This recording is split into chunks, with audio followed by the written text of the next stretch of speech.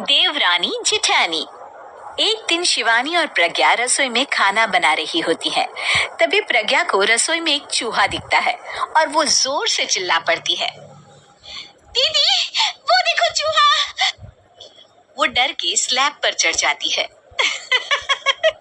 अरे चूहा ही तो है, तू तो ऐसे डर रही है जैसे तूने कोई भूत देख लिया हो। कितनी डरपोक है तू भी ना प्रज्ञा। अब ज्यादा हंसो मत दीदी, हर इंसान को किसी न किसी चीज से डर लगता है। लगता होगा, पर मुझे तो किसी चीज से डर नहीं लगता। मैं तो बहुत बहादुर हूँ, पर तू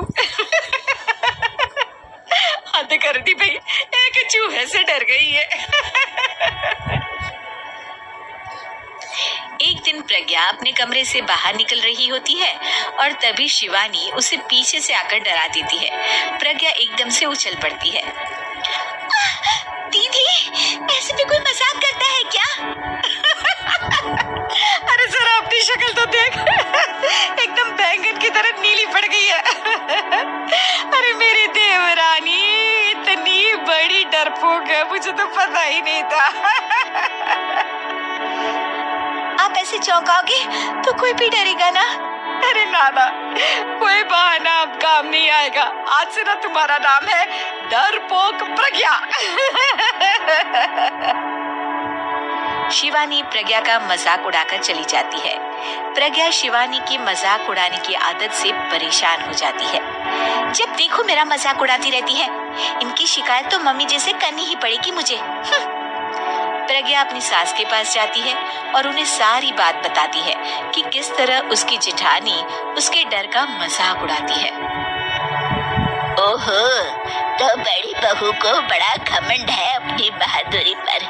कोई नहीं, अभी उसका घमंड तोड़ देते हैं। मेरे पास एक तरकीब है छोटी बहू, एक काम कर तू। प्रज्ञा की सास उसे अपनी जेठानी को डराने का प्लान बताती है। ये तो बहुत अच्छा आइडिया है मम्मी जी, क्या बात है। आइडिया सुनकर लग रहा है कि आप अपने बचपन में काफी शरारती रही होंगी मम्मी जी। अब आएगा मजा मेरी बहादुर जेठानी जी को। प्रज्ञा अपनी जेठानी को डराने का एक प्लान बनाती है। रात में वो शिवानी के पास जाती है और कहती है, दीदी मुझे ना बहुत डर लग रहा है।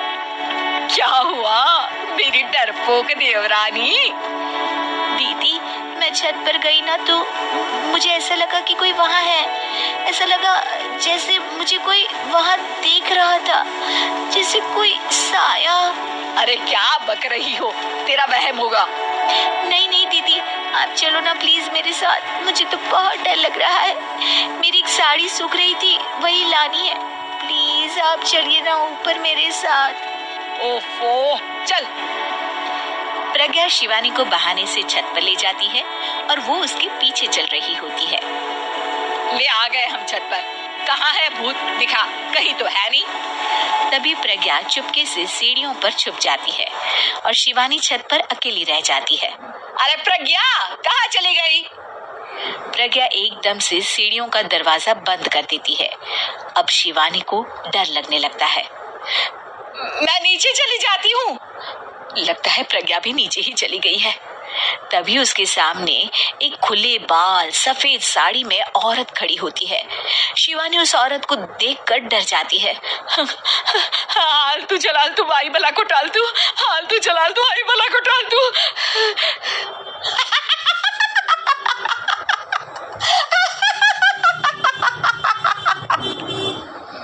चुड़ैल की हंसी सुनकर शिवानी बुरी तरह डर जाती है। नहीं नहीं मुझे छोड़ दो, भगवान के लिए मुझे छोड़ दो। नहीं नहीं नहीं नहीं नहीं नहीं नहीं, मैं तुझे नहीं छोड़ूंगी, मैं तेरा खून पी जाऊंगी।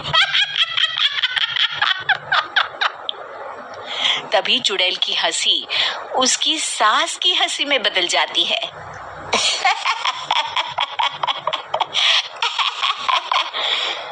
मम्मी जी, ये तो मम्मी जी की आवाज है। शिवानी आंख खोलती है तो सामने उसकी सास चुड़ैल का मेकअप करके खड़ी होती है और प्रज्ञा और उसकी सास जोर जोर से हंस रहे होते हैं।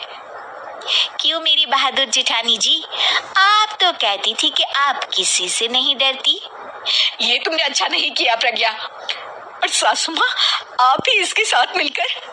और नहीं तो क्या बहू, तुम अब मेरी छोटी बहू का ऐसे मजाक बनाओगी तो मुझे तो चुड़ैल बनना ही पड़ेगा ना।